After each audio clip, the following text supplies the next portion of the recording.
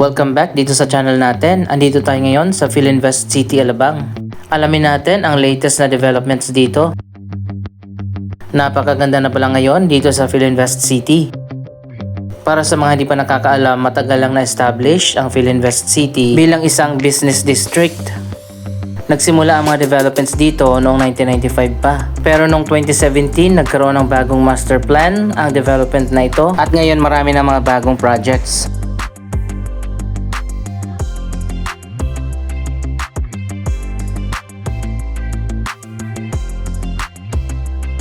Dito sa bungad makikita natin ang Crimson Hotel.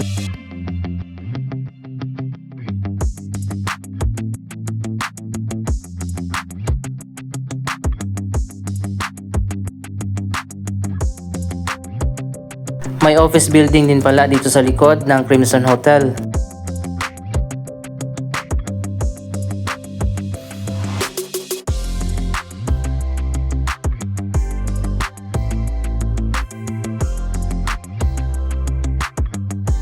Isa sa mga unang project na naitayo dito ang Festival Mall, ang isa sa pinakakilalang super mall dito sa southern part ng Metro Manila. May mga residential projects din dito at mga office building at marami pang mga bagong projects na itatayo katulad ng The Tree, isang bagong project para sa mga live events katulad ng concert.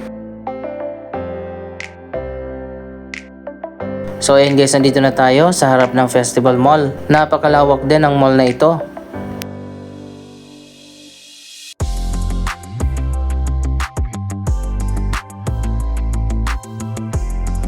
Ilang dekada na rin mula nang naitayo ang Festival Mall at nagkaroon na rin ng ilang renovations at expansion.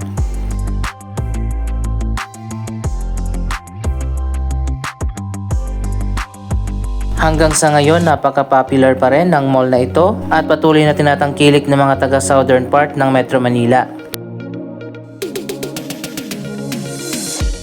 Mamaya na tayo pupunta dito sa main mall. Dito muna tayo diretso sa mall expansion. Napaka-unique din ng Festival Mall dahil integrated ito sa Alabang River na dumadaan mismo dito sa ilalim ng mall.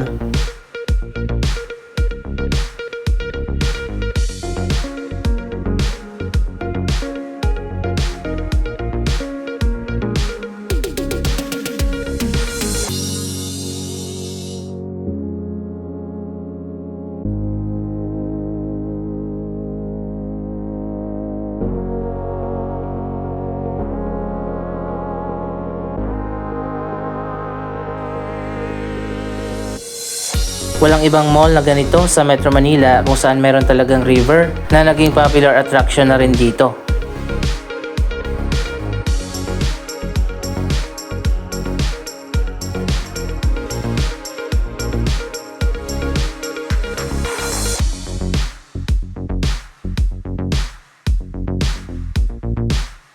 May mga daanan dito o mga lagusan papunta doon sa kabilang side.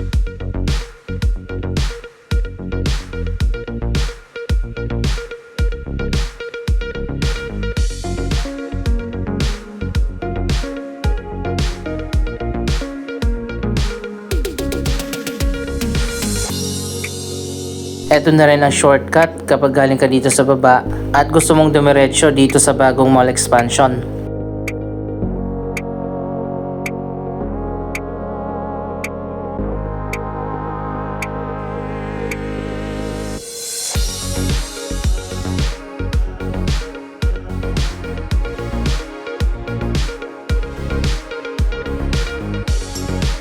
So ayun guys, kakaiba talaga itong Festival Mall. Napaka-relaxing na mamasyal dito dahil nga merong river. Mas lalo na dun sa gitna kung saan merong water garden at river park.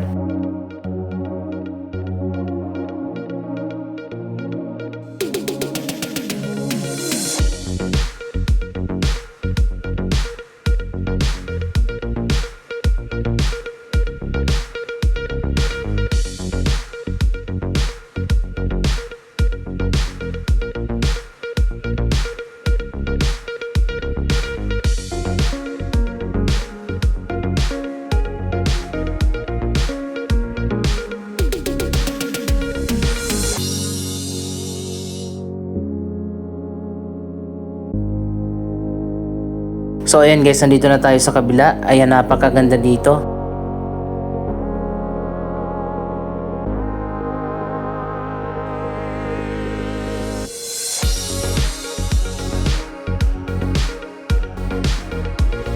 Ito na pinaka-popular na hangout area dito sa Festival Mall, ang River Park at Water Garden.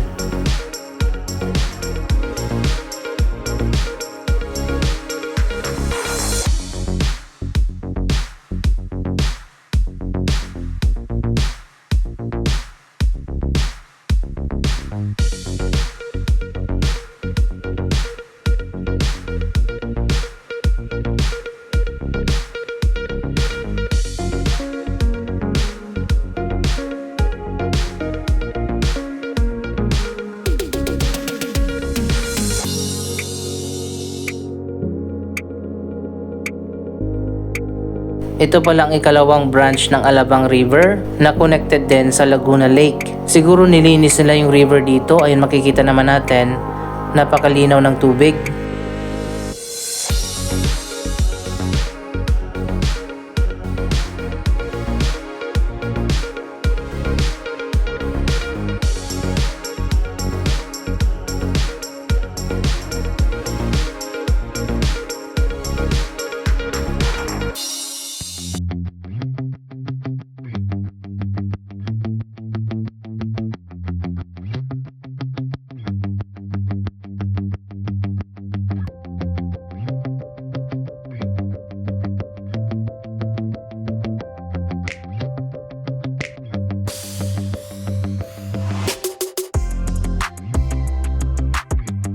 So ayan guys, mahaba nga itong river na ito na connected pa hanggang sa Ayala, Alabang.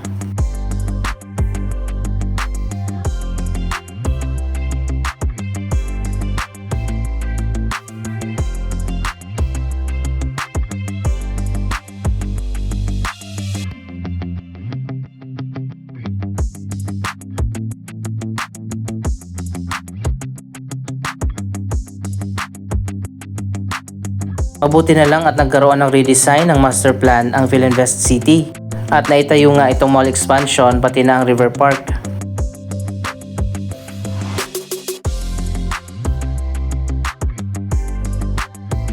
Ang bagong master plan pala ay ginawa ng AECOM.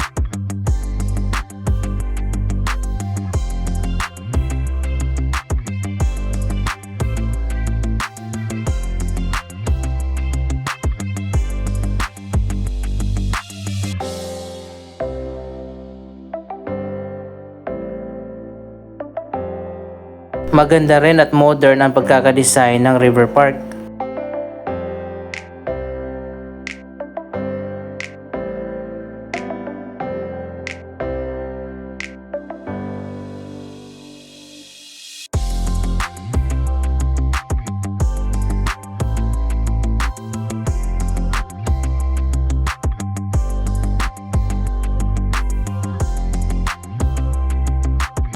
May night food market pa dito.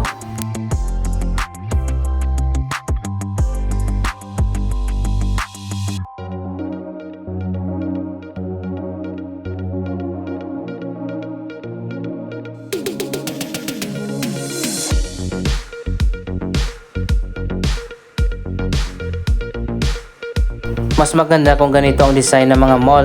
May malawak na mga open spaces.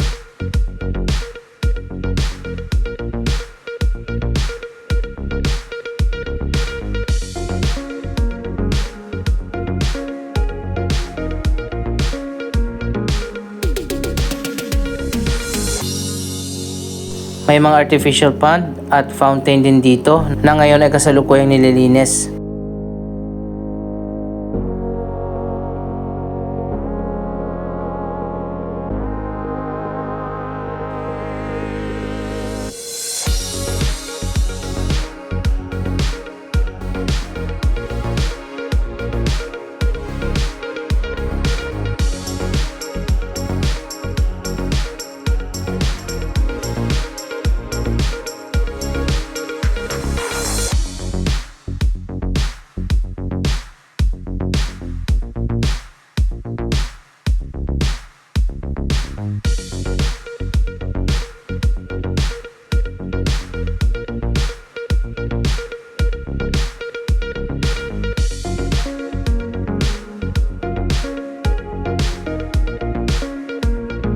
Napakalawak na ng area ng Festival Mall.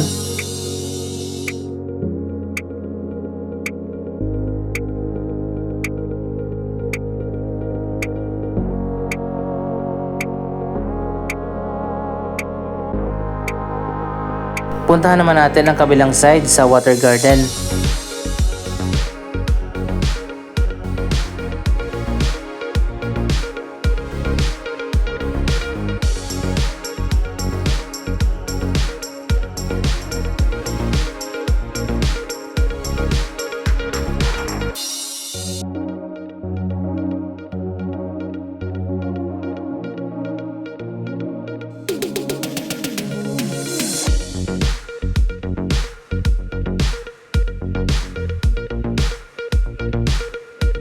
Maganda rin ang view dito kaso nga lang nakaharap sa araw. Kaya pala doon inilagay ang River Park.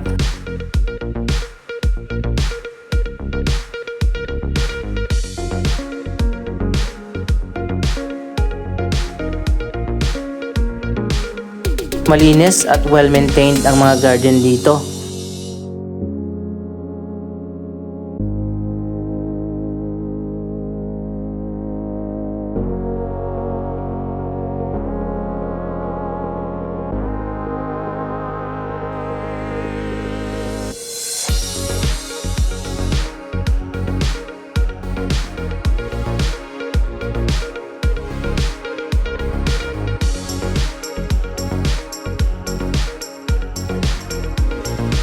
Ito naman ang view mula dito sa kabilang side ng river.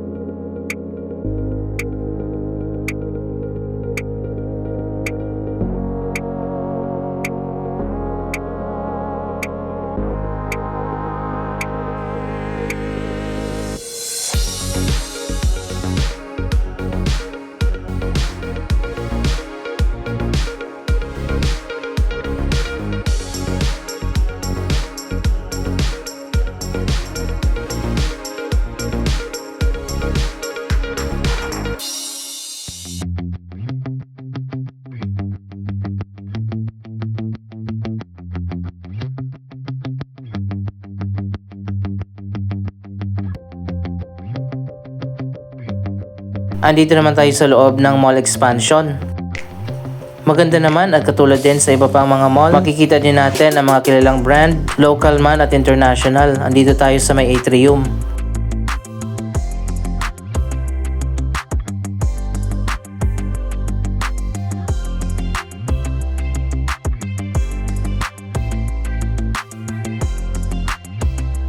Ang mall expansion wing ay connected dito sa main mall na napakalawak din.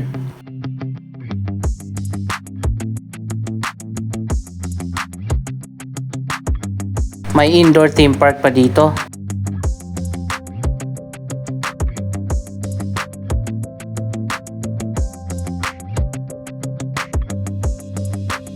So ayun guys, mapapansin naman natin medyo iba yung design dito sa main mall dahil medyo matagal na rin ang Festival Mall. Hanggang sa ngayon popular pa rin ang Festival Mall, lalo na ngayon at nagsara na yung Star Mall at na-demolish na.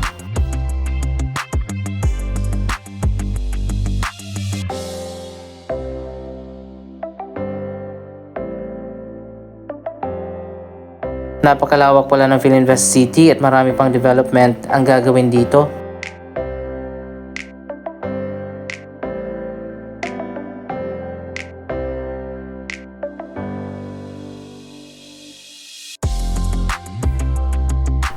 Anyway, anong masasabi nyo sa Philinvest City Alabang? Mag-comment lamang dyan sa baba ng inyong mga reaksyon. Maraming salamat sa inyong panonood. Don't forget to like, share, comment, at subscribe. Thank you for watching.